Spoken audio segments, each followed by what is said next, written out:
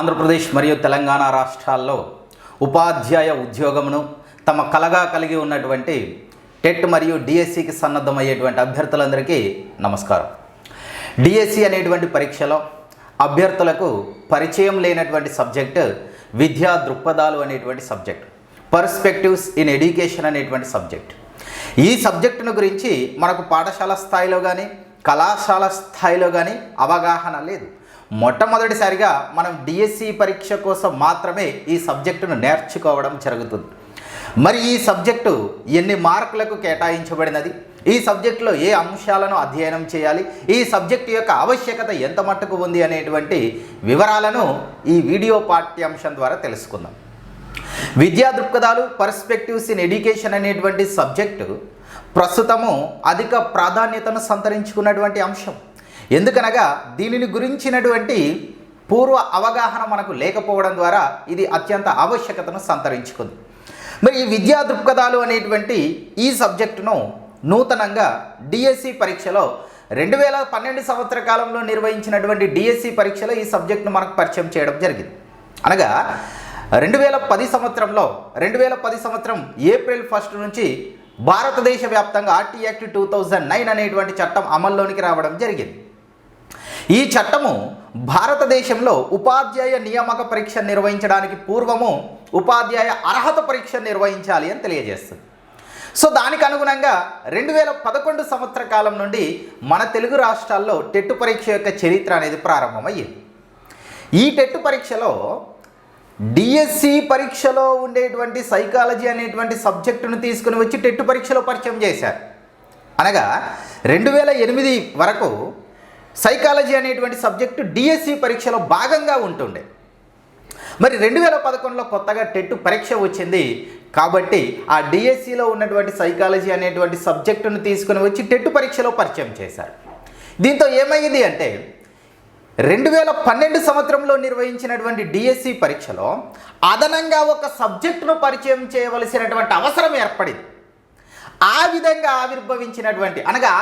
DSC పరీక్షలో ఆవిర్భవించినటువంటి సబ్జెక్టే ఈ perspectives in education అనేటువంటి సబ్జెక్ట్. అనగా 2012 సంవత్సర కాలంలో నిర్వహించినటువంటి డిఎస్సి పరీక్ష నుండి ఈ సబ్జెక్ట్ అనేది ఆవిర్భవించడం జరిగింది. ఆ 2012 సంవత్సరంలో నిర్వహించినటువంటి డిఎస్సి పరీక్షలో ఈ సబ్జెక్టుకు 10 మార్కులను కేటాయించడం జరిగింది. కానీ వెరీ రీసెంట్గా మనకు ఆంధ్రప్రదేశ్ రాష్ట్రంలో 2018 సంవత్సరంలో డిఎస్సి పరీక్ష నిర్వహించడం జరిగింది. ఆ డిఎస్సి పరీక్షలో ఆంధ్రప్రదేశ్ గవర్నమెంట్ టెట్ పరీక్షలో ఉండేటువంటి సైకాలజీ అనే సబ్జెక్టును మళ్ళీ డిఎస్సి పరీక్షలో కూడా ప్రవేశపెట్టడం జరిగింది. Psychology and class room implications అనేటువంటి పేరుతో ఆ సైకాలజీని మళ్ళీ డిఎస్సి పరీక్షలో 5 మార్కులకు పరిచయం చేశారు. దానితో పర్స్పెక్టివ్ ఇన్ ఎడ్యుకేషన్ అనేటువంటి సబ్జెక్టును 10 మార్కుల నుండి 5 మార్కులకు కుదించడం జరిగింది. సో మనకు రాబోయేటువంటి డిఎస్సి పరీక్షలో ఈ సబ్జెక్టు ద్వారా మనం ఎన్ని మార్కులను సాధించవచ్చు అంటే 5 మార్కులను సాధించవచ్చు. ఈ సబ్జెక్టులో 5 అధ్యాయాలను పరిచయం చేయడం జరిగింది. 5 అధ్యాయాలను మనం సమగ్రంగా అధ్యయనం చేసినట్లయితే 5 మార్కులను సాధించడానికి అవకాశం ఉంటుంది. అనగా డిఎస్సి పరీక్షలో ఈ సబ్జెక్టు ద్వారా 5 మార్కులను సాధించవచ్చు. డిఎస్సి పరీక్షలో ఈ సబ్జెక్టు నుంచి 10 ప్రశ్నలు రావడం జరుగుతుంది. 5 మార్కులను సాధిస్తాం. దానికోసం 5 అధ్యాయాలను మనం అధ్యయనం చేయాలి, అభ్యసించాలి. అందులో మొదటి అధ్యాయము భారతదేశ విద్యా చరిత్ర, ఎడ్యుకేషనల్ హిస్టరీ ఇన్ ఇండియా.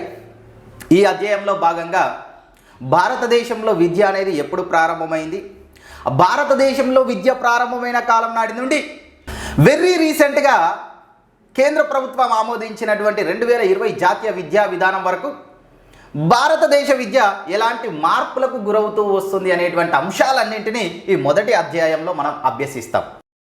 తర్వాత మరో అధ్యాయము ఉపాధ్యాయ సాధికారత, టీచర్ ఎంపవర్మెంట్ అంటాం దీన్ని ఆంగ్ల పరిభాషలో.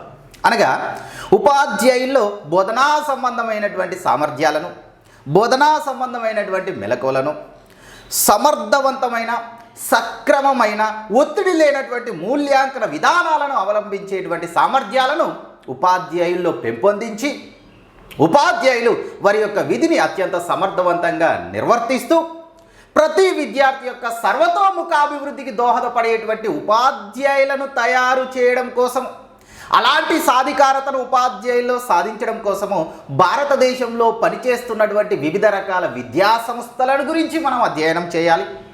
మరియు ఉపాధ్యాయ సాధికారత కోసము భారతదేశంలో ప్రవేశపెట్టబడి అమలుపరచబడినటువంటి వివిధ రకాల విద్యా పథకాలను గురించి మనం ఈ అధ్యాయంలో భాగంగా అభ్యసించవలసి ఉంటుంది. తర్వాత దీంట్లో మరో అధ్యాయము సమకాలీన భారతదేశంలో విద్య, ఎడ్యుకేషన్ ఇన్ కాంటెంపరీ ఇండియా. దీనిలో భాగంగా అతి ప్రధానమైనటువంటి అంశము ప్రస్తుతము ఒక విప్లవాత్మకమైనటువంటి ఒక ప్రాధాన్యతను సంతరించుకున్నటువంటి అంశముగా ఉన్నటువంటి టాపిక్ ఏంటి అని అంటే ఇన్క్లూజివ్ ఎడ్యుకేషన్, సమ్మేళిత విద్య, సంలీన విద్య, సహిత విద్య, విలీన విద్య. అనగా ఒక పాఠశాలను మనం పరిశీలించినట్లయితే ఒక పాఠశాలలో అందరూ సాధారణ విద్యార్థులే ఉండరు. కొద్దిమంది దృష్టిలోపం గల పిల్లలు కూడా ఉంటారు, మరికొద్ది మంది అంగవైకల్యం గల పిల్లలు ఉంటారు, మరికొద్ది మంది శ్రవణ వైకల్యం గల పిల్లలు ఉంటారు, మరికొద్ది మంది బహుళ వైకల్యాన్ని కలిగి ఉన్న పిల్లలు ఉంటారు, మరికొద్ది మంది మానసిక బుద్ధిమాంద్యతను కలిగి ఉన్నటువంటి పిల్లలు ఉంటారు. మరి ఈ పిల్లలను కూడా సాధారణ పాఠశాలలో చేర్చుకొని సాధారణ విద్యార్థులతో పాటు సమానమైనటువంటి విద్యా సామర్థ్యాలను వీరిలో పెంపొందించే విధంగా వారికి విద్యను అందించాలి. అలాంటి సామర్థ్యాలను, అలాంటి బోధనా మెలకువలను ఉపాధ్యాయుల్లో పెంపొందించాలి. మరి ఇలాంటి ప్రత్యేక అవసరాలను కలిగి ఉన్నటువంటి పిల్లలకు సాధారణ పాఠశాలల్లో ఏ విధంగా విద్యను బోధించాలి అనేటువంటి అంశాలను గురించి మనకు సమగ్రంగా వివరించేటువంటి టాపిక్ ఇన్క్లూజివ్ ఎడ్యుకేషన్. ఇది ప్రాధాన్యతను కలిగి ఉన్నటువంటి అంశము. అలాంటి ఆ ఇన్క్లూజివ్ ఎడ్యుకేషన్ గురించి మనం 3వ అధ్యాయంలో భాగంగా నేర్చుకుంటాం. మరియు దీంతో పాటుగా ఈ అధ్యాయంలో భారతదేశంలో ప్రజాస్వామ్య విద్య ఏ విధంగా ఉంది, విలువల విద్య ఏ విధంగా ఉంది, భారతదేశంలో అక్షరాస్యతను పెంపొందించడం కోసము, నిరక్షరాస్యతను నిర్మూలించడం కోసము ప్రవేశపెట్టబడి అమలుపరచబడినటువంటి వివిధ రకాల విద్యా కార్యక్రమాలను గురించి మనం ఈ అధ్యాయంలో భాగంగా నేర్చుకోవడం జరుగుతుంది. తర్వాత దీంట్లో మరో అధ్యాయము విద్యా హక్కు చట్టం 2009. విద్యా హక్కు చట్టం 2009 గురించి సమగ్రమైనటువంటి అవగాహన అభ్యర్థులకు ఉండాలి. దీనిలో ఉన్నటువంటి ప్రతి సెక్షన్ పైన సమగ్రమైన అవగాహన ఉండాలి. లాస్ట్ టైం నిర్వహించినటువంటి డిఎస్సి పరీక్షలో సెక్షన్స్ పైన కూడా ప్రశ్న సంధించడం జరిగింది. కాబట్టి విద్యా హక్కు చట్టంలో ఉన్నటువంటి 38 సెక్షన్స్, అందులో ఉండేటువంటి సబ్సెక్షన్స్, ఏ సెక్షన్ ఏ అంశంను గురించి వివరిస్తుంది, ఏ అధ్యాయంలో ఏ సెక్షన్ ఉంది అనేటువంటి అంశాలపైన అభ్యర్థికి సమగ్రమైనటువంటి అవగాహన ఉండాలి. తప్పనిసరిగా దీనిపైన ఒక ప్రశ్న రావడానికి అవకాశం ఉంటుంది. మొత్తంగా మనకి 5 అధ్యాయాల నుంచి 10 ప్రశ్నలు వస్తాయి. ఈ ఆర్టీ యాక్ట్ 2009 అనేటువంటి చట్టం పైన తప్పనిసరిగా ఒక ప్రశ్న రావడానికి అవకాశం ఉంటుంది. మరియు దీంట్లో మీరంతా రేపు ఉపాధ్యాయులు కాబోతున్నారు. ఉపాధ్యాయులైనటువంటి మీరు మీ పాఠశాలలో ఉండేటువంటి విద్యార్థులతో వ్యవహరించవలసి ఉంటుంది. మరి అలాంటి విద్యార్థులు అంటే వాళ్ళు బాలలు, ఆ బాలలకు ఉన్నటువంటి హక్కులేంటి, బాలల హక్కుల ఉల్లంఘన జరగకుండా మీరు ఏ విధంగా వ్యవహరించాలి అనేటువంటి అంశం పైన మీకు ఒక సామర్థ్యము, ఒక అవగాహన ఉండాలి అనేటువంటి ఉద్దేశంతో ఈ బాలల హక్కులు, అదేవిధంగా మానవ హక్కులు అనేటువంటి అంశాన్ని మనకు ఇక్కడ ఈ సిలబస్లో పొందుపరచడం జరిగింది. తర్వాత దీంట్లో మరో అంశము సమాచార హక్కు చట్టము 2005, రైట్ టు ఇన్ఫర్మేషన్ యాక్ట్ 2005. ఈ విద్యా దృక్పథాల్లో చివరి అధ్యాయము జాతీయ పాఠ్య ప్రణాళిక చట్టం 2005, నేషనల్ కరిక్యులం ఫ్రేమ్వర్క్ 2005 అనేటువంటి ఇన్ని అంశాలను సమగ్రంగా మీరు అభ్యసించినట్లయితే 5 మార్కులు సాధించడానికి అవకాశం ఉంటుంది. సో ఇది పర్స్పెక్టివ్స్ ఇన్ ఎడ్యుకేషన్ అనేటువంటి సబ్జెక్ట్ యొక్క సిలబస్. సో దీంట్లో మనం ఒక్కో అధ్యాయమును గురించి సమగ్రంగా నేర్చుకోవాలి. మొదటగా భారతదేశ విద్యా చరిత్ర అంటున్నాం. భారతదేశ విద్యా చరిత్ర, history of education in India. మరి భారతదేశ విద్యా చరిత్ర అనేటువంటి ఈ అధ్యాయంలో మనం ఏమి నేర్చుకోవాలి, వేటిని అభ్యసించాలి అంటే విద్య యొక్క అర్థమును గురించి నేర్చుకోవాలి. మీనింగ్ ఆఫ్ ఎడ్యుకేషన్, అసలు విద్య అంటే ఏమిటి దాని గురించి నేర్చుకోవాలి. విద్యా నిర్వచనాలను గురించి నేర్చుకోవాలి. తర్వాత విద్యా రకాలు లేదా రూపాలను గురించి నేర్చుకోవాలి. విద్యా ప్రక్రియలను గురించి నేర్చుకోవాలి. దీంతో పాటుగా భారతదేశ విద్యా చరిత్ర, ముఖ్యంగా భారతదేశంలో విద్య అనేది ఎప్పుడు ప్రారంభమైనది, ఆ విద్య ప్రారంభమైన కాలం నాటి నుండి ఈ సంవత్సరం వరకు అనగా 2020 సంవత్సరం వరకు విద్య ఏ విధమైనటువంటి మార్పులకు లోనవుతూ వచ్చినది అనేటువంటి అంశాలన్నింటినీ ఇక్కడ మనం సమగ్రంగా అధ్యయనం చేయాలి. సో దాంట్లో భాగంగా వేదకాలంలో విద్యా విధానం ఏ విధంగా ఉంది, బౌద్ధ కాలంలో విద్యా విధానం ఏ విధంగా ఉంది, మధ్యయుగ కాలంలో వచ్చినటువంటి ఇస్లామిక్ విద్యా విధానం ఏ విధంగా ఉంది, తర్వాత భారతదేశానికి యూరోపియన్స్ రావడం జరిగింది. మరి ఆ యూరోపియన్స్ వచ్చినటువంటి కాలంలో భారతదేశ విద్యా విధానం ఏ విధంగా ఉంది, ఆ విధంగా భారతదేశం నుంచి ఆంగ్లేయులను తరిమివేసిన అనంతరము భారతదేశంలో విద్యా విధానం ఏ విధంగా ఉంది, ఆ విద్య ఎలాంటి మార్పులకు లోనవుతూ వస్తుంది, ఈ విద్యాపరమైనటువంటి అభివృద్ధిని సాధించడం కోసం భారతదేశంలో ఏ విధమైనటువంటి కమిటీలు కమిషన్లు ఏర్పాటు చేశారు, ఆ కమిటీ లేదా కమిషన్లు ఇచ్చినటువంటి సిఫార్సులు ఏమిటి, ఆ కమిటీ లేదా కమిషన్ సిఫార్సుల యొక్క ఫలితాలు ఏమిటి అనేటువంటి అంశాలన్నింటినీ సమగ్రంగా ఈ అధ్యాయంలో మనం నేర్చుకోవాల్సి ఉంటుంది. సో దీంట్లో ఒక్కో అంశాన్ని మనం నేర్చుకుందాం. మొట్టమొదటిగా విద్య యొక్క అర్థంను గురించి నేర్చుకోవాలి. Meaning of education. రైట్, విద్య అర్థం జాగ్రత్తగా గమనించాలి. విద్యను ఆంగ్ల పరిభాషలో ఎడ్యుకేషన్ అంటాం. ఎడ్యుకేషన్ విద్యకు సమానార్థమును ఇచ్చేటువంటి ఆంగ్ల భాషా పదము ఎడ్యుకేషన్. ఎడ్యుకేషన్ ఏ భాషా పదము అంటే ఆంగ్ల భాషా పదం. Education is an English term. ఈ ఎడ్యుకేషన్ అనేటువంటి ఆంగ్ల భాషా పదము 2 లాటిన్ భాషా పదాల నుండి ఆవిర్భవించినది. Education is an English term.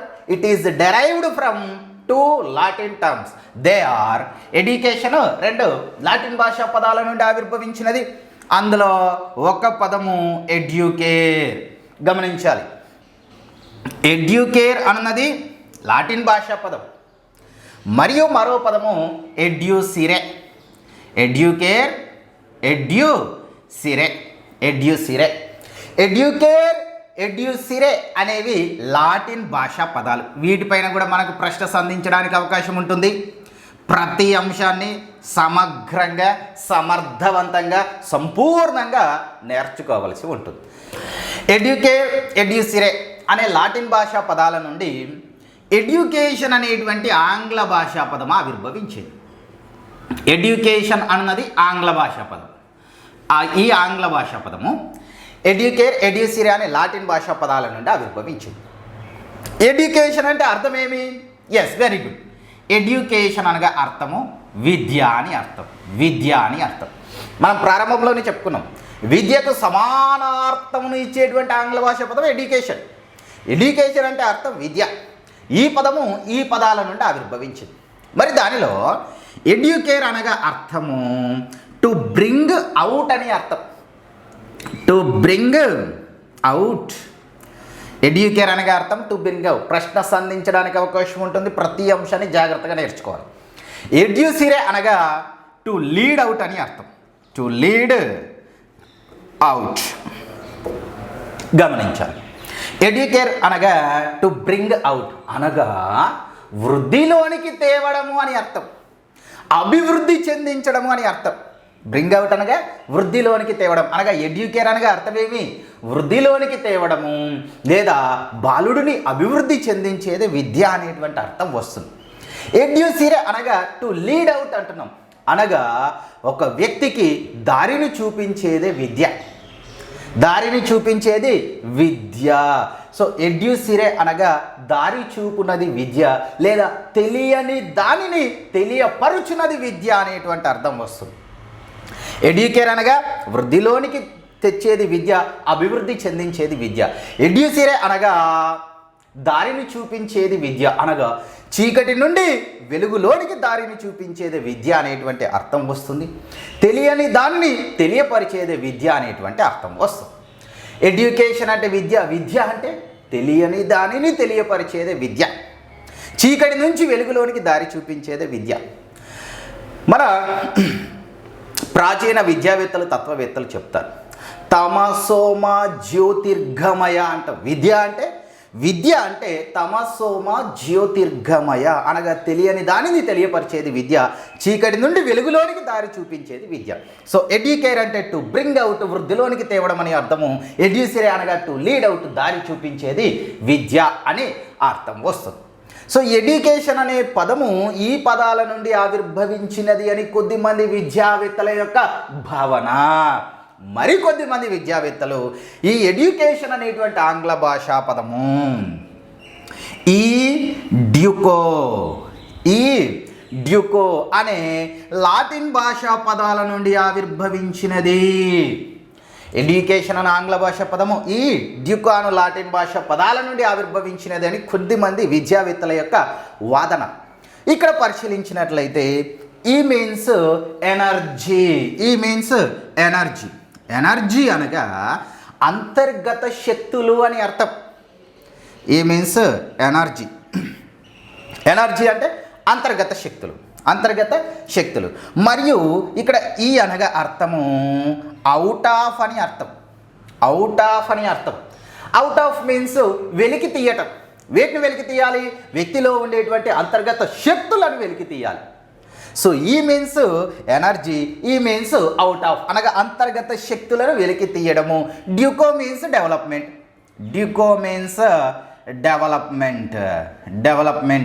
So ఇక్కడ విద్య అనగా అర్థము గమనించాలి, అంతర్గత శక్తులను వెలికి తీసి అభివృద్ధి చెందించినదే విద్య అనేటువంటి అర్థమును ఇవ్వడం జరిగింది. సో ఎడ్యుకేషన్ అనేటువంటి పదము ఈ విధంగా ఆవిర్భవించినదని విద్యావేత్తల యొక్క భావన. మరి విద్య అనేటువంటి పదం ఏ విధంగా ఆవిర్భవించినది అంటే, ఈ విద్య అను ఈ పదానికి మూలము విద్ అనేటువంటి సంస్కృత ధాతువు. ఈ విద్ అను సంస్కృత ధాతువు నుండి విద్య అను పదం ఆవిర్భవించినది అని భారతదేశ విద్యావేత్తల యొక్క భావన. ఇక్కడ విద్ అనగా అర్థము తెలుసుకోవటము అని అర్థం. అనగా తెలియని దానిని తెలుసుకోవడమే విద్య. రైట్, గమనించాలి. ఎడ్యుకేషన్ అంటే విద్య అంటే తెలియని దానిని తెలుసుకోవటం. ఎడ్యుకేర్ అనగా టు బ్రింగ్ అవుట్, వ్యక్తిని వృద్ధిలోనికి తీసుకొని వచ్చేది, అభివృద్ధి చెందించేది అనేటువంటి అర్థమునిస్తుంది ఎడ్యుకేర్. ఎడ్యూసిరే అనగా టు లీడ్ అవుట్, దారి చూపించేది విద్య, చీకటి నుంచి వెలుగులోనికి దారి చూపించేది విద్య అనేటువంటి అర్థమును ఎడ్యూసిరే ఇవ్వడం జరుగుతుంది. ఈ అంటే అంతర్గత శక్తులను వెలికి తీయడము, డ్యూకో అంటే అభివృద్ధి చెందించడం. సో ఇది విద్య యొక్క అర్థము. విద్య అనేటువంటి అంశంలో వాడబడేటువంటి మరొక పదము శిక్ష. విద్యకు సంబంధించి మనం ఉపయోగించేటువంటి పదము శిక్ష. ఈ శిక్ష అనేటువంటి పదము స్కాచ్ అను దీన్ని ఉచ్చరించండి మీరు జాగ్రత్తగా. శిక్ష అనేటువంటి పదము ఈ సంస్కృత ధాతువు నుండి ఆవిర్భవించినది. దీని అర్థం అనగా శిక్ష అనగా అర్థం ఏమనగా బోధించుట అని అర్థం. బోధించుట, టు టీచ్, బోధించుట. మరియు శిక్ష అనగా మనకు అర్థం ఏమొస్తుంది అంటే నేర్పుట అని అర్థం. టు లెర్న్, నేర్పుట. శిక్ష అనగా మనకు అర్థం ఏమొస్తుంది అంటే నియంత్రించుట అని అర్థం వస్తుంది. To control. శిక్ష అనగా ఉపదేశించుట అని అర్థం వస్తుంది. ఇన్స్ట్రక్షన్. సో ఈ విధంగా ఈ శిక్ష అనేటువంటి పదము ఈ సంస్కృత ధాతువు నుండి ఆవిర్భవించినది. దీని అర్థము బోధించుట, నేర్పుట, నియంత్రించుట, ఉపదేశించుట. 2018 సంవత్సర కాలంలో తెలంగాణ రాష్ట్రంలో నిర్వహించినటువంటి డిఎస్సి పరీక్షలు ఈ ప్రశ్న సంధించడం జరిగింది. సో ఇది విద్య యొక్క అర్థము. సో మొదటి అధ్యాయంలో భాగంగా మనం ఒక అంశంను నేర్చుకున్నాము. తర్వాత మనం మిగతా అంశాలను గురించి నేర్చుకోవాలి. తెలుగు రాష్ట్రాల్లో ఉపాధ్యాయ ఉద్యోగంను తమ కలగా కలిగి ఉన్నటువంటి టెట్ డిఎస్సి అభ్యర్థులందరికీ నమస్కారం. నేను సైకాలజీ లక్ష్మీ గణేష్. ఉపాధ్యాయ ఉద్యోగంను చేరుకోవడంలో అభ్యర్థులకు ప్రప్రథమంగా ఎదురయ్యేటువంటి ఆటంకము టెట్ అనేటువంటి పరీక్ష. ఈ టెట్ అనే పరీక్షలో 2 తెలుగు రాష్ట్రాల్లో ఉన్నటువంటి ఎక్కువ శాతం మంది అభ్యర్థులు అత్యంత కష్టమైనదిగా, అత్యంత క్లిష్టమైనదిగా భావించేటువంటి సబ్జెక్టు సైకాలజీ అనేటువంటి సబ్జెక్ట్. కారణం ఏమనగా మనకు పాఠశాల స్థాయిలో కానీ కళాశాల స్థాయిలో కానీ ఈ సబ్జెక్టును గురించినటువంటి పరిచయం లేదు, ఈ సబ్జెక్ట్ పైన అభ్యర్థులకు అవగాహన అనేది లేదు, ఈ సబ్జెక్ట్ పైన అభ్యర్థులకు సామర్థ్యం అనేది లేకపోవడం వలన దీన్ని కష్టమైనదిగా భావిస్తారు. మరియు ఈ సైకాలజీ అనేటువంటి సబ్జెక్టులో సంధించేటువంటి అప్లికేషన్ ప్రశ్నలను సాధించలేక అభ్యర్థులు దీనిని కష్టమైనదిగా భావించడం జరుగుతుంది. మరి అలాంటి కష్టమైనటువంటి ఈ సైకాలజీ సబ్జెక్టును అత్యంత సులభంగా మీకు Sri Harini Academy online classes వారు అందించడం జరుగుతుంది. ఈ క్లాసెస్ ద్వారా మీరు సైకాలజీ అనేటువంటి సబ్జెక్టులో సంధించేటువంటి ఎలాంటి అప్లికేషన్ ప్రశ్నకైనా సమాధానం చేసేటువంటి సామర్థ్యంను పొందుతారు. సో కొన్ని అప్లికేషన్ ప్రశ్నలను మీరు ఇక్కడ గమనించవచ్చు. ఈ టెట్ పరీక్షలో అర్హతను సాధించిన అనంతరము మన ఉద్యోగంను అనగా మన కళను సాకారం చేసుకోవడంలో మనకు ఎదురయ్యేటువంటి మరో ప్రధానమైనటువంటి ఆటంకము డిఎస్సి అనేటువంటి పరీక్ష. ఈ డిఎస్సి అనేటువంటి పరీక్షలో 2 తెలుగు రాష్ట్రాల్లో ఉన్నటువంటి అత్యధిక శాతం మంది అభ్యర్థులు అత్యంత కష్టమైనదిగా భావించేటువంటి సబ్జెక్టు పర్స్పెక్టివ్స్ ఇన్ ఎడ్యుకేషన్ అనేటువంటి సబ్జెక్ట్. దీన్ని విద్యా దృక్పథాలు అంటాం, సింపుల్గా పిఐఈ అనేటువంటి పేరుతో పిలవడం జరుగుతుంది. మరి ఈ సబ్జెక్టును అత్యంత కష్టమైనదిగా భావించడానికి గల కారణం ఏమనగా మనం పాఠశాల స్థాయిలో కానీ కళాశాల స్థాయిలో కానీ ఈ సబ్జెక్టును గురించినటువంటి పరిచయం మనకు లేదు, ఈ సబ్జెక్టును గురించి మనం చదువుకోలేదు, ఈ సబ్జెక్టును గురించినటువంటి సామర్థ్యం మనకు లేకపోవడం వలన ఈ సబ్జెక్టును కష్టమైనదిగా భావించడం జరుగుతుంది. సో ఆ విధంగా టెట్ పరీక్షలో సైకాలజీ అనేటువంటి సబ్జెక్టు, డిఎస్సి పరీక్షలో పర్స్పెక్టివ్ ఇన్ ఎడ్యుకేషన్ అనేటువంటి సబ్జెక్టులో గరిష్టంగా మార్కులను సాధించినటువంటి అభ్యర్థులు ఉద్యోగాన్ని సాధించడానికి అవకాశం ఉంటుంది, జిల్లా స్థాయి రాష్ట్ర స్థాయి ర్యాంకులను సాధించడానికి అవకాశం ఉంటుంది. సో కంటెంట్ అనేది అందరికీ పరిచయం ఉన్నటువంటి సబ్జెక్ట్స్ కావున వాటిని ప్రతి ఒక్క అభ్యర్థి అధ్యయనం చేస్తాడు, అభ్యసిస్తాడు. ఎవరికి పరిచయం లేనటువంటి సబ్జెక్ట్స్ సైకాలజీ మరియు పర్స్పెక్టివ్ ఇన్ ఎడ్యుకేషన్ అనేటువంటి సబ్జెక్ట్స్. సో వీటిల్లో గరిష్టంగా మార్కులను సాధించినటువంటి అభ్యర్థులు ఉపాధ్యాయ ఉద్యోగాన్ని సాధించడానికి అవకాశం ఉంటుంది. సో ఆ విధంగా Sri Harini Academy online classes వారు అక్టోబర్ 9th నుండి అక్టోబర్ 31st వరకు సైకాలజీ కోర్సును తీసుకున్నట్లయితే వారికి డిఎస్సికి ఎంతగానో ఉపయోగపడేటువంటి పర్స్పెక్టివ్ ఇన్ ఎడ్యుకేషన్ అనేటువంటి కోర్సును ఉచితంగా అందించడం జరుగుతుంది. ఈ ఆఫర్ అక్టోబర్ 9th నుండి అక్టోబర్ 31st వరకు మాత్రమే ఉంటుంది. సో కావున శ్రీ హరిణి అకాడమీ అనేటువంటి యాప్ ద్వారా ఎవరైతే సైకాలజీ కోర్సును పర్చేస్ చేస్తారో వారు కొనుగోలు చేసినటువంటి కోర్సు యొక్క రిసిప్ట్ ఏదైతే ఉంటుందో ఆ రిసిప్ట్ మరియు వారి యొక్క పేరు మరియు వారు ఏ ఈమెయిల్ లేదా జీమెయిల్తో యాప్లోనికి ఎంటర్ అయ్యారో ఆ ఈమెయిల్ ఐడి మరియు వారి యొక్క మొబైల్ నెంబర్ను ఇక్కడ మీకు డిస్ప్లే అవుతున్నటువంటి నెంబర్కు వాట్సాప్ ద్వారా పంపించినట్లయితే మీకు పర్స్పెక్టివ్ ఇన్ ఎడ్యుకేషన్ అనేటువంటి కోర్సు కూడా ఉచితంగా అందించబడుతుంది. సో మీకు శ్రీ హరిణి అకాడమీ అనేటువంటి యాప్ యొక్క లింకును డిస్క్రిప్షన్లో ఇవ్వడం జరుగుతుంది. మరియు పర్స్పెక్టివ్స్ ఇన్ ఎడ్యుకేషన్ అనేటువంటి ఈ కోర్సు యొక్క డెమో క్లాసును సైతము మీకు డిస్క్రిప్షన్లో ఉంచడం జరుగుతుంది.